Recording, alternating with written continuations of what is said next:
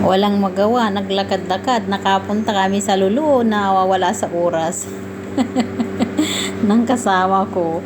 Tsaka nagtingin-tingin kami na walang makain. Ayan, nakabili kami tuloy, nakagastos di wala sa oras. Ayan, ang daming mabili. Pero mahal din pala sa Lulu. Malapit lang naman, naglakad lang kami. Ayan, nakabili kami ng kung ano yung nakita namin na kainin. Saging, bumili ako ng saging kasi walang makain dito.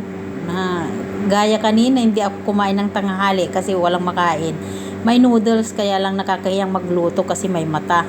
Kaya bumili na lang ako ng saging at saka grapes para may pag nagugutom ako, may makain ako. Kasi iba na ang sitwasyon ngayon, hindi gaya dati na pwede kang magluto kung gusto mong magluto. Ngayon iba na, hindi ka pwedeng magluto kasi may mata.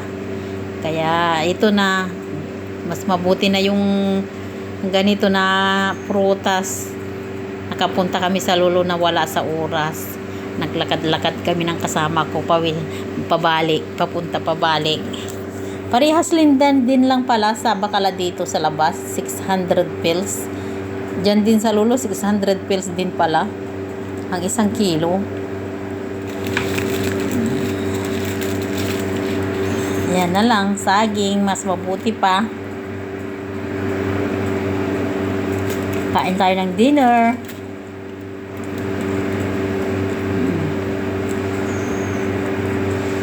Depende rin pala sa klase. Yung maganda-ganda pa na saging, 700 pesos. Yung nabili ko, 600 pesos. 7 piraso lang, kulang-kulang 800 ang halaga niya. Hindi naman pala masarap itong hamburger.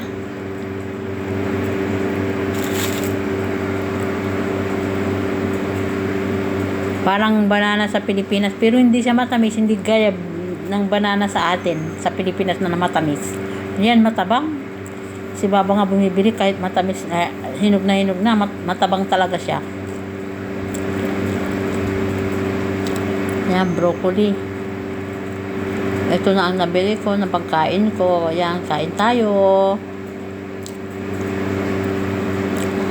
Kain tayo, guys. Mas mabuti na yung prutas, grapes, banana. Yan lang, kapag walang makain, yan lang kainin ko para may mangit-ngit lang ba ako.